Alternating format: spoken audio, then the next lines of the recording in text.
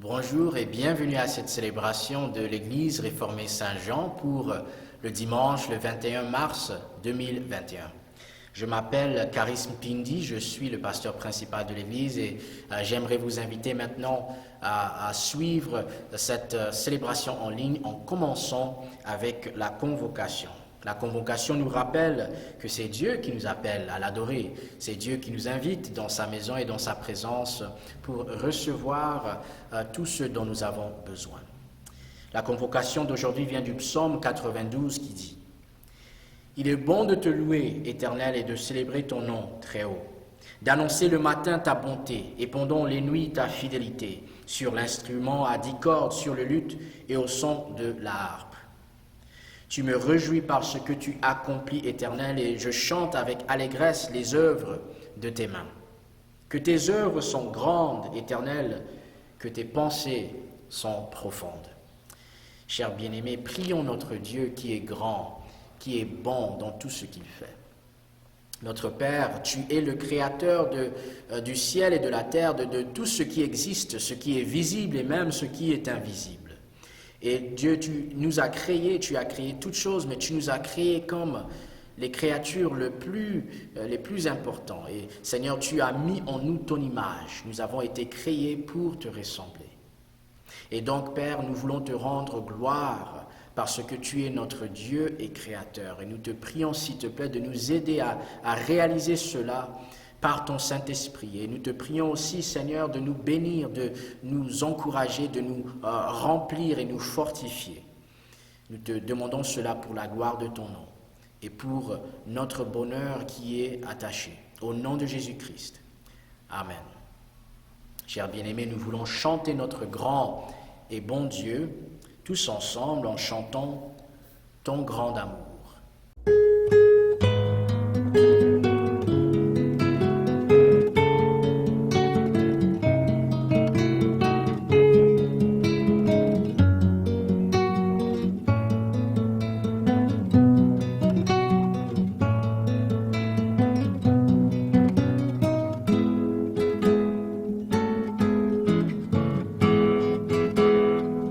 Ton grand amour s'élève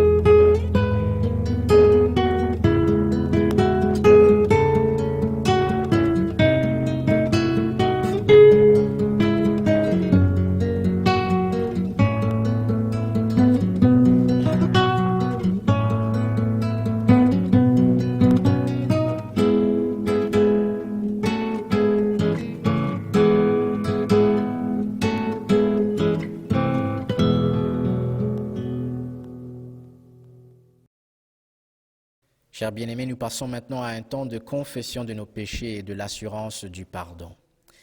Aujourd'hui, nous confessons nos péchés en utilisant les paroles du psaume 85, inspiré de Dieu, qui dit « Rétablis-nous, Dieu de notre salut, mets fin à ton indignation contre nous. Es-tu irrité contre nous pour toujours? Ta colère durera-t-elle de génération en génération? Ne veux-tu pas nous rendre la vie afin que ton peuple se réjouisse en toi? Éternel, fais-nous voir ta bonté et accorde-nous ton salut. » Prions. Père Céleste, c'est vrai qu'en lisant ces paroles, nous nous voyons là-dedans, parce que en réalité, nous ressentons souvent que tu es toujours en colère contre nous, que tu ne nous as pas réellement pardonné, que par nos fautes, nous pouvons comme annuler ta grâce, que nous pouvons annuler ton amour. Mais Seigneur, nous te demandons au nom de Jésus-Christ, celui que tu as envoyé par amour pour nous sauver. Nous te prions, s'il te plaît, de nous pardonner, de craindre que tu reviennes sur ta parole, de craindre et de croire que tu ne nous aimes pas quand tu nous as choisis, quand tu nous as sauvés et que tu es en train de nous sanctifier. Ô Père, donne-nous confiance aujourd'hui que nous t'appartenons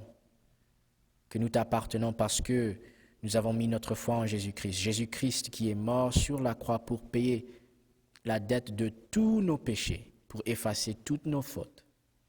Et donc c'est avec confiance que nous te demandons pardon, notre Père, pour le mal que nous avons fait, que nous avons dit, que nous avons pensé, que nous avons désiré. Nous te demandons pardon au nom de Jésus-Christ. Amen.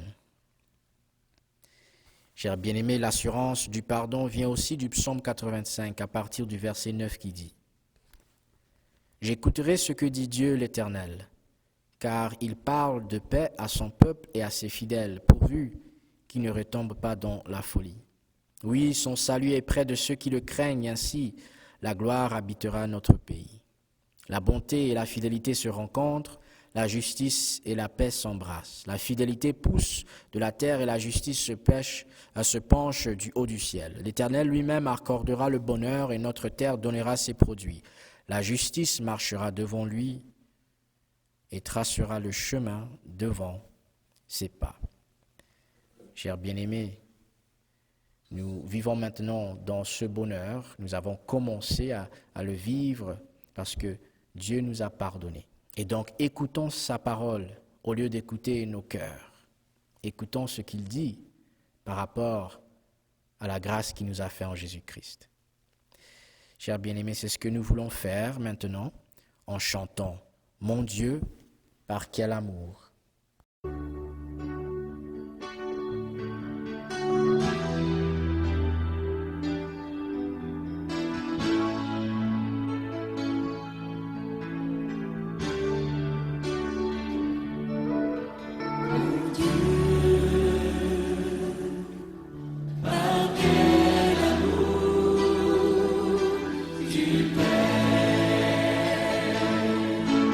Ainsi, mon Christ.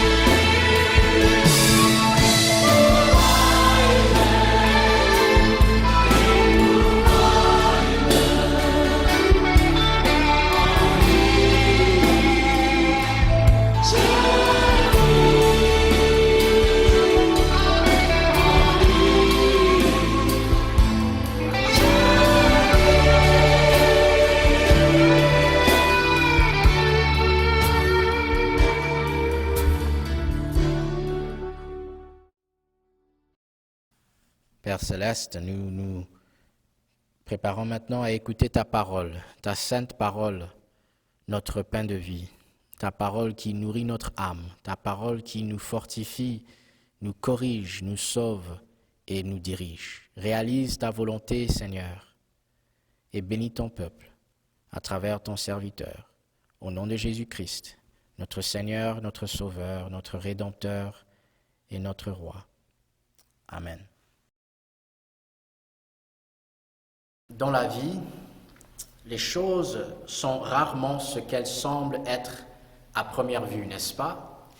C'est un constat qu'on peut faire dans plusieurs domaines de notre vie. Par exemple, on peut commencer un travail et on peut croire que voici ce que c'est mon travail. Et après quelques mois, on se rend compte qu'en fait, ce travail est un peu différent de ce que j'attendais. Je donne un exemple de ma propre vie. Je suis pasteur et j'ai voulu être pasteur depuis longtemps. Et j'avais certaines attentes par rapport à mon travail, par rapport à cette vocation.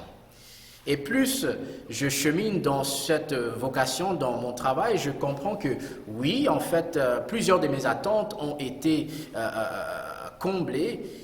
Mais c'est vrai qu'être pasteur est aussi différent de ce que j'attendais. J'ai dû remettre en question plusieurs de mes attentes. Chers bien-aimés, il en va de même pour notre vie en tant que disciples, n'est-ce pas? Le dimanche dernier, nous avons appris qu'être chrétien ou disciple n'est pas toujours exactement ce qu'il semble être à première vue.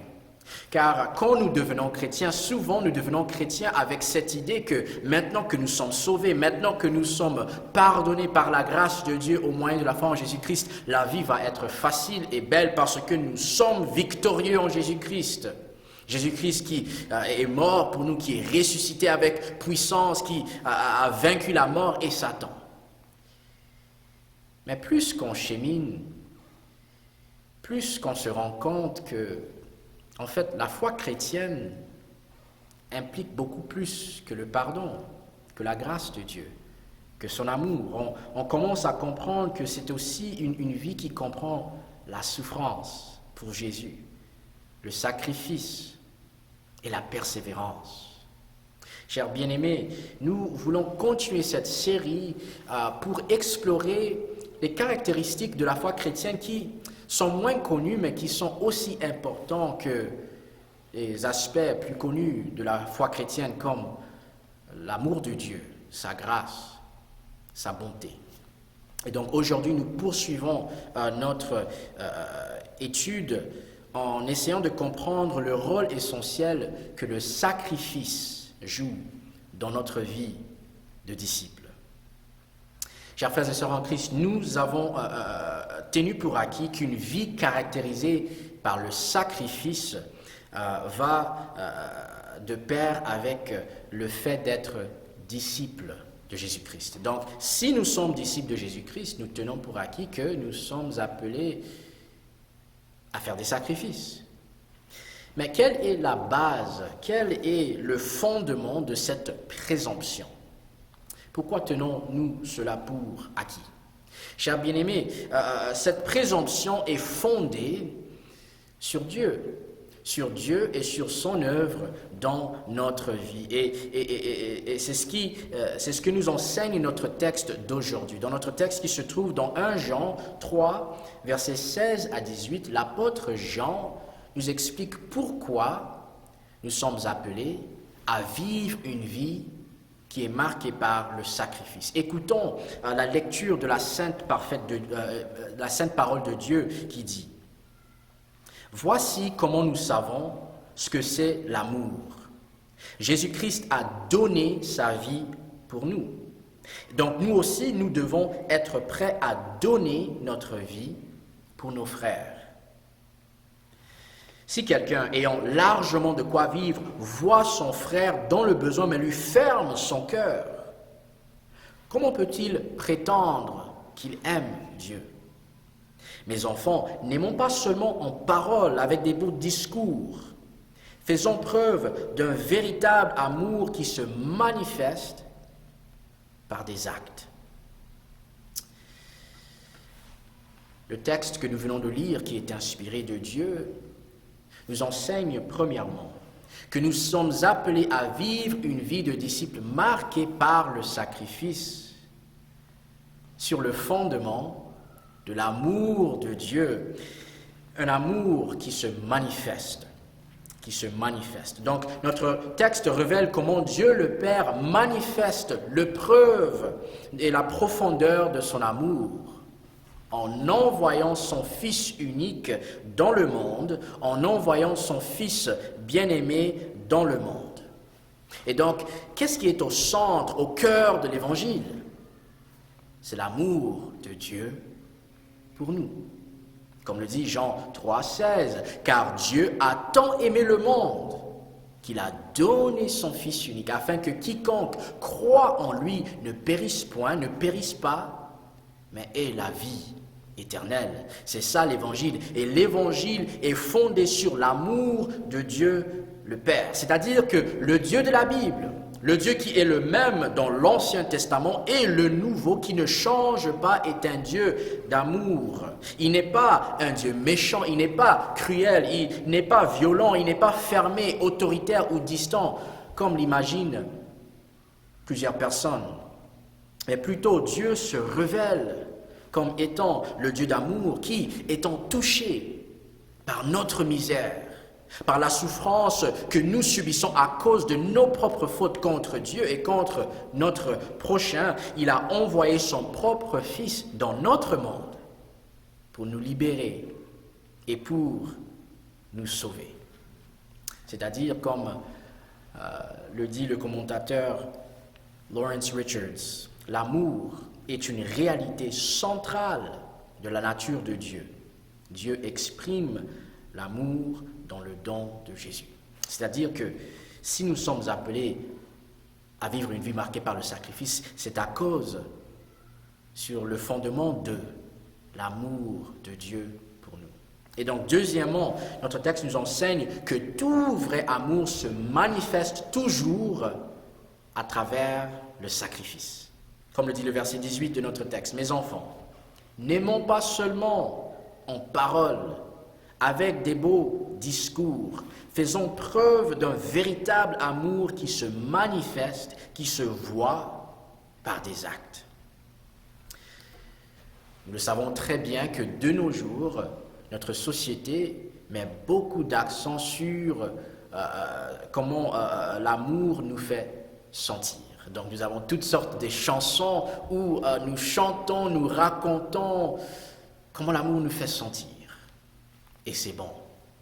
Or, la Bible, et par conséquent la foi chrétienne, met plutôt l'accent sur comment l'amour nous amène à agir dans notre relation avec Dieu et dans notre relation avec notre prochain. Car c'est une chose de dire à mon épouse, je t'aime, à mes enfants, je vous aime, aux membres de ma famille, je vous aime tellement, aux membres de l'Église, je vous aime. C'est une autre chose de montrer que je vous aime, n'est-ce pas? Et donc, il faut le mentionner encore. Notre texte nous enseigne que la preuve ultime, la preuve la plus profonde de l'amour de Dieu est le fait qu'il a envoyé son Fils, le fait qu'il a donné son Fils, qui est mort sur la croix, qui s'est sacrifié pour nous sauver. Et c'est cela qui est le fondement de notre vie de disciple, de notre appel à vivre une vie marquée par le sacrifice. Je le cite encore, le verset 16 le dit. « Voici comment nous savons ce qu'est l'amour. Jésus-Christ a donné sa vie pour nous. Il s'est sacrifié pour nous.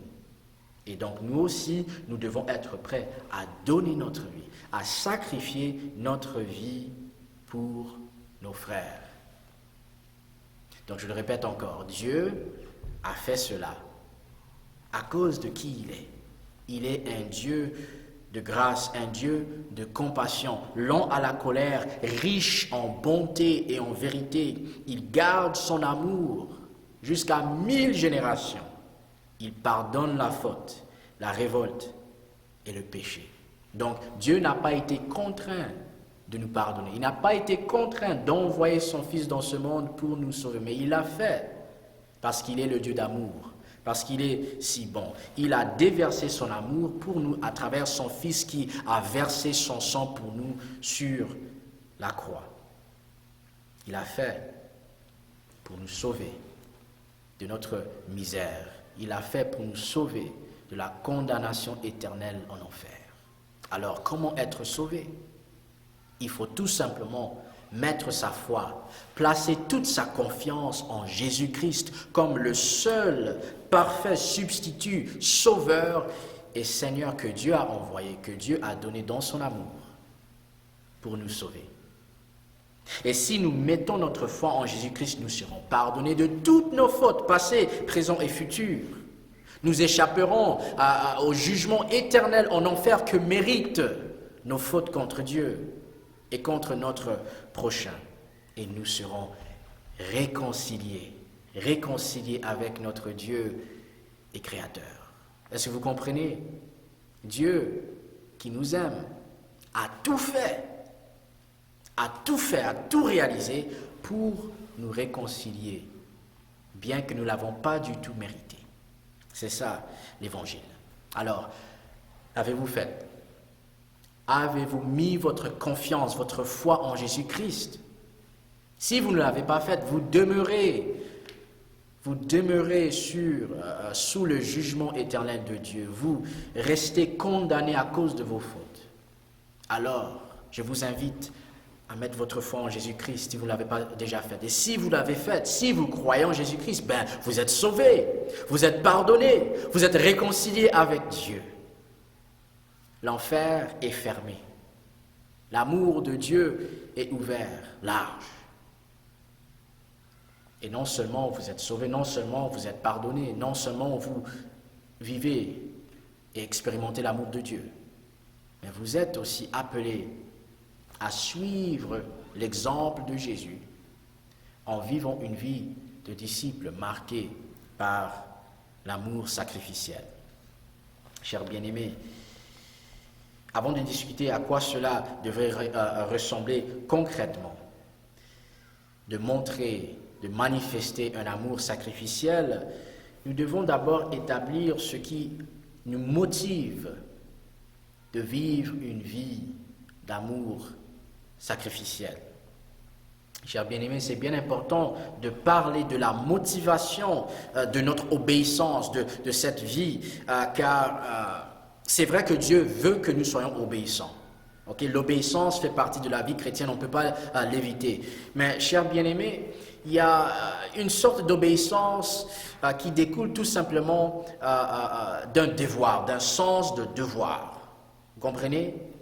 Je me rappelle que j'ai regardé un film dans lequel il y avait une certaine tension entre un père et son fils. Et un jour, le fils revient du travail et il demande à son père, mais papa, pourquoi est-ce que tu ne m'aimes pas?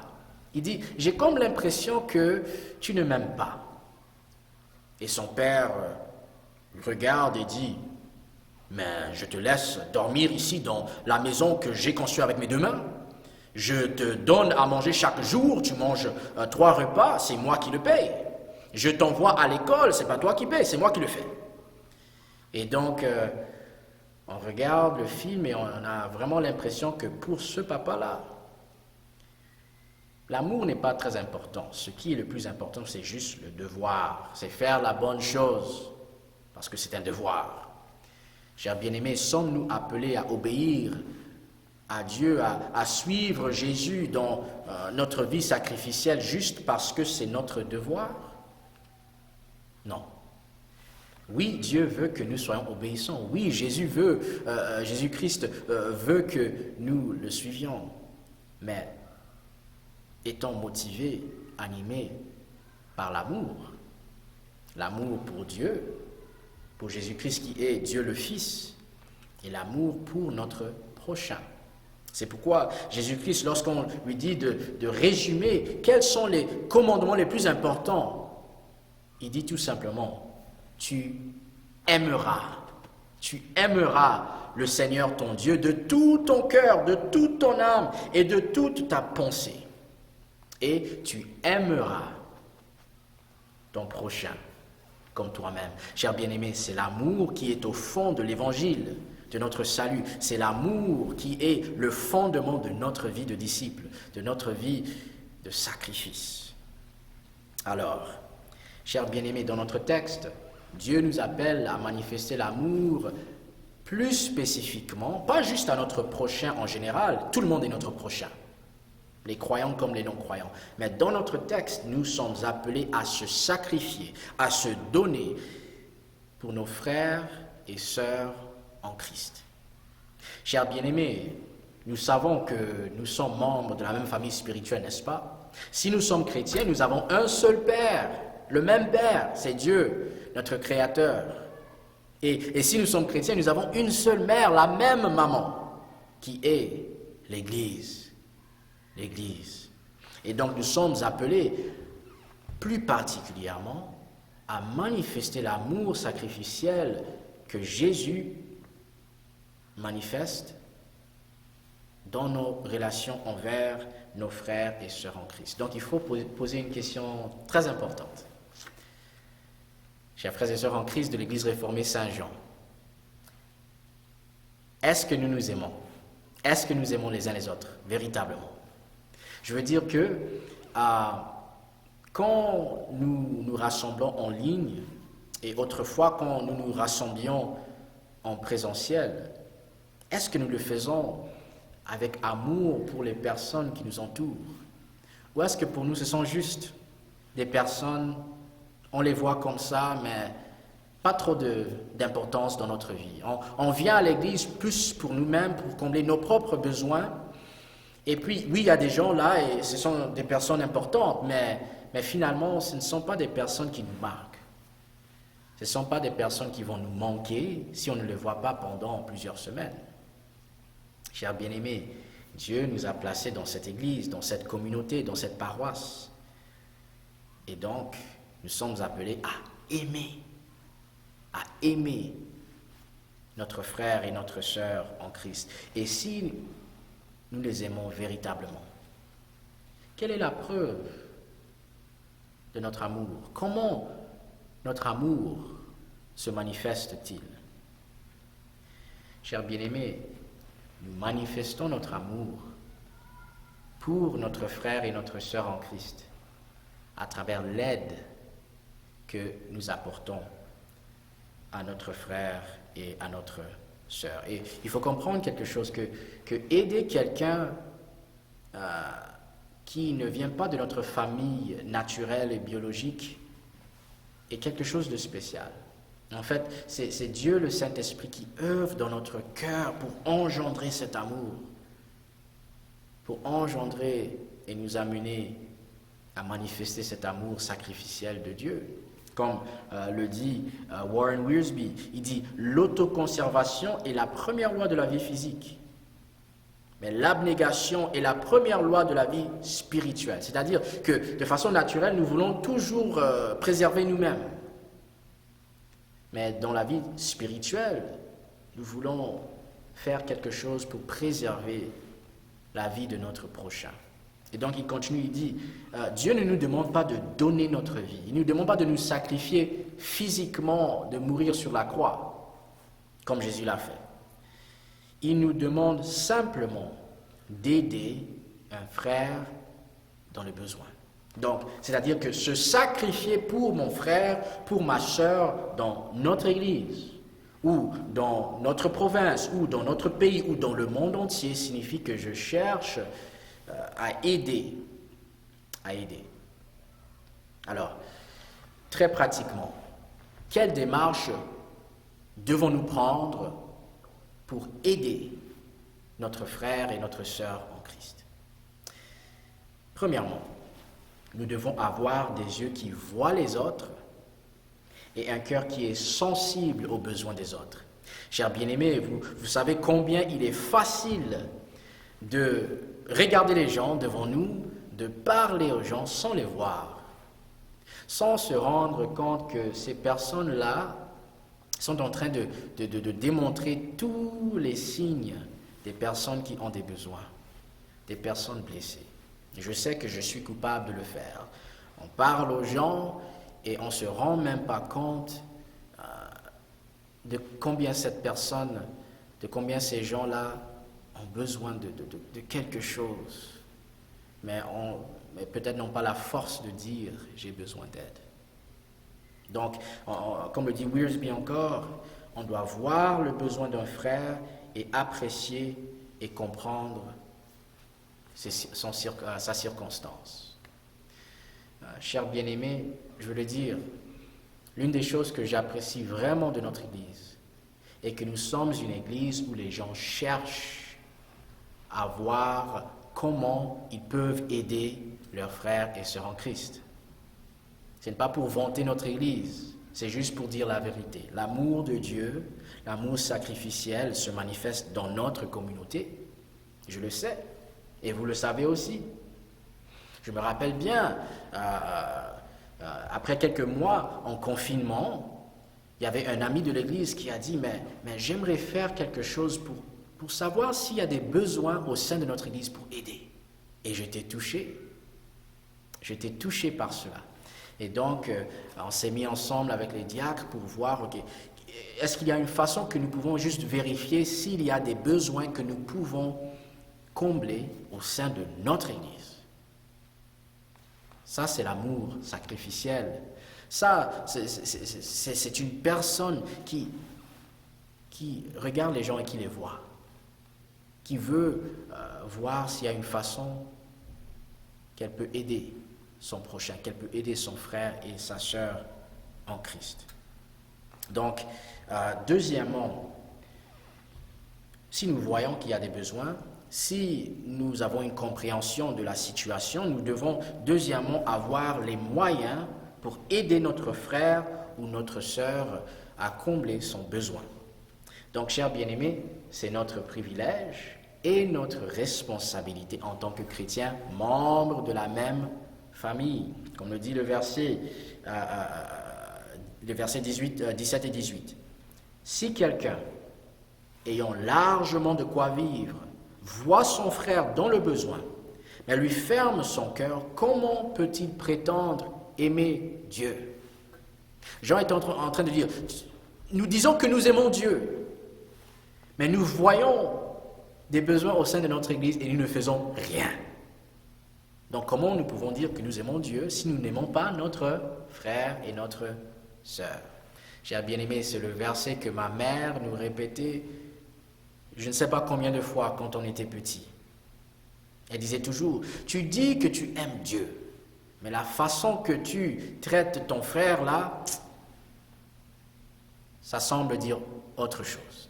Et donc, Jean continue, il dit, mes enfants, n'aimons pas seulement en parole, avec des beaux discours, faisons preuve d'un véritable amour qui se manifeste par des actes. Chers bien-aimés, l'amour de Dieu est un amour qui se manifeste. Il ne dit pas simplement « je vous aime ». Il nous montre combien il nous aime. Et par conséquent, nous qui sommes ses enfants, nous devons être des personnes qui disent à nos frères et sœurs en Christ « je vous aime ». Et qui manifestent aussi cet amour à travers ce que nous faisons, à travers nos actes d'aide sacrificielle. Donc, nous sommes appelés à aider non simplement par devoir, non simplement par obligation, non pour nous vanter. Plutôt, nous aidons notre frère ou notre sœur en Christ parce que nous les aimons et parce que nous voulons vraiment juste faire du bien aux gens dans notre Église, aux frères et sœurs en Christ dans ce monde. Donc, chers bien-aimés, je peux vous dire quelque chose. Je suis fier, je suis encouragé d'appartenir à une telle Église. Une Église où on aime aider les gens. Une Église où, même si j'ai besoin d'aide, même si j'ai besoin d'aide financière, physique, émotionnelle, je ne sens pas qu'on va me voir comme un moins que rien parce que j'ai demandé de l'aide. Vous savez, vous allez quelque part, vous demandez de l'aide et on vous regarde avec cette attitude de supériorité parce que vous êtes venu demander de l'aide. Mes chers bien-aimés, que cela ne soit jamais le cas dans notre Église. Que cela ne soit jamais le cas au sein de l'Église universelle. Que quelqu'un de l'Église ou quelqu'un de l'extérieur vienne demander de l'aide. Et notre attitude est l'attitude de supériorité. Chers bien-aimés, nous sommes des pauvres. Nous sommes des pauvres que Dieu a enrichis par sa grâce. Et donc, nous aidons les autres, oui, parce que Dieu nous a donné des richesses, oui, parce que Dieu nous a donné des ressources et des capacités. Mais rappelons-nous que c'est Dieu qui donne, c'est Dieu qui habilite, afin que nous puissions montrer son amour de façon tangible dans la manière dont nous aidons nos frères et sœurs en Christ. Donc, chers bien-aimés, nous sommes appelés à aider les uns les autres de façon sacrificielle, mais ce n'est pas toujours pratique, ce n'est pas toujours facile, ça ne rentre pas toujours dans notre horaire. Rappelons-nous du parabole du bon Samaritain. Rappelons-nous qu'il y avait 3 personnes qui sont passées à côté de l'homme blessé, laissé pour mort, au bord de la route. Il y avait le Lévite qui était en route pour le temple. Il y avait aussi le prêtre qui devait aller au temple. Mais les 2 premières personnes ne sont pas arrêtées pour aider leurs compatriotes qui étaient laissés pour morts. Pourquoi? Parce que s'ils s'arrêtaient, ils allaient se souiller, spirituellement parlant. Et s'ils se souillaient, ils ne pourraient pas faire leur travail dans le temple. Et donc, qu'est-ce qu'ils ont dit? Ah, ça ne va pas avec mon horaire, ça ne va pas avec mon appel, et donc je laisse quelqu'un d'autre le faire. Mais pourquoi on appelle le Samaritain bon? Parce qu'il s'est arrêté, il s'est sacrifié pour prendre soin de cet homme qu'il ne connaissait pas, qui n'était même pas un compatriote. Et il a tout fait, tout donné pour l'aider. Chers bien-aimés, c'est une image de Jésus. Il a tout fait, tout sacrifié pour nous aider, pour nous sauver. Mais nous ne sommes pas appelés à être de sauveurs. Nous sommes juste appelés à aider, à donner de notre temps, à donner de notre énergie, à donner de notre argent, de nos capacités pour aider les uns les autres au sein de notre Église. Alors, chers bien-aimés, suivons l'exemple de notre Dieu. Suivons l'exemple du Fils Jésus-Christ qui s'est sacrifié pour nous. Suivons son exemple en aimant nos frères et sœurs en Christ. Suivons son exemple en étant sensibles aux besoins de nos frères et sœurs en Christ. Et suivons son exemple en aidant les uns les autres, selon nos capacités, en suivant la sagesse et la direction du Saint-Esprit, pour la gloire de Dieu et pour le bonheur de nos frères et sœurs en Christ. Amen. Père Céleste, nous te remercions pour ta parole, nous te remercions pour ton amour et ton sacrifice. Père, nous te remercions pour tout ce que tu as fait pour nous et pour tout ce que tu es en train de faire aujourd'hui même. Nous ne nous rendons même pas compte de comment tu es en train d'œuvrer dans ce monde et dans notre vie. Mais nous te faisons confiance parce que tu es tellement bon envers nous. Père Céleste, nous te demandons s'il te plaît d'agrandir notre cœur afin que nous puissions aimer davantage. Nous te prions aussi et te demandons de nous aider à détourner notre regard de nous-mêmes et de te regarder, toi qui es notre espoir, toi qui es la source même de notre amour, toi, Seigneur, qui es capable de faire ce qui est impossible pour nous. Mais nous voulons aussi te demander de détourner notre regard de nous-mêmes afin que nous puissions regarder notre prochain ici dans ce monde et nos frères et sœurs en Christ. Rappelle-nous, Seigneur, que nous appartenons à une famille que tu as fondée. Rappelons-nous, Seigneur, que nous ne sommes pas seuls, même si nous nous sentons isolés. Viens à notre aide, Père. Dirige-nous, encourage-nous afin que nous soyons un encouragement les uns pour les autres. Seigneur, fortifie notre Église. Donne-nous ce sens d'appartenance. Pas une appartenance qui se base juste sur des liens tout simplement humains, mais cette appartenance qui est fondée sur ta grâce, sur ton choix, sur ton amour et par la foi en Jésus-Christ. Père Céleste, nous voulons être une Église qui rayonne cet amour sacrificiel. Nous voulons être une Église qui est connue pour ce que nous faisons les uns pour les autres. Et Seigneur, nous voulons voir d'autres personnes connaître ton amour, le sacrifice de Jésus-Christ qui sauve, qui change tout. Père, nous te prions que ton Église ici au Québec soit un exemple, une lumière et le sel de la terre pour notre province. Que par nos paroles et par nos actes, nous puissions pointer tout le monde vers Jésus-Christ, l'unique Seigneur et Sauveur du monde. Père, nous te prions, s'il te plaît, de continuer à protéger le Québec et le Canada en ce temps de confinement lié au Covid. Nous te demandons, s'il te plaît, à aider tous ceux et celles qui sont impliqués dans la propagation du vaccin et que davantage de personnes puissent aller se faire vacciner, Seigneur, car c'est toi qui donnes toute sagesse. Et donc, nous avons confiance que tu œuvres même à travers notre gouvernement, à travers différentes personnes dans le domaine de santé publique, pour nous aider, Seigneur. Et donc, Seigneur, nous mettons confiance en toi d'abord, parce que tu diriges toutes choses vers des fins parfaites.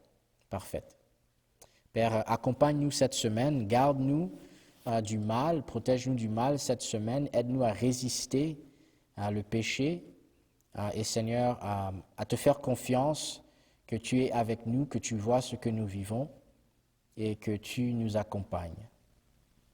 Encourage-nous, Père, car nous sommes souvent très découragés. C'est notre prière au nom de Jésus-Christ. Amen. Chers bien-aimés, nous voulons chanter maintenant « Ô Jésus, tu nous appelles ».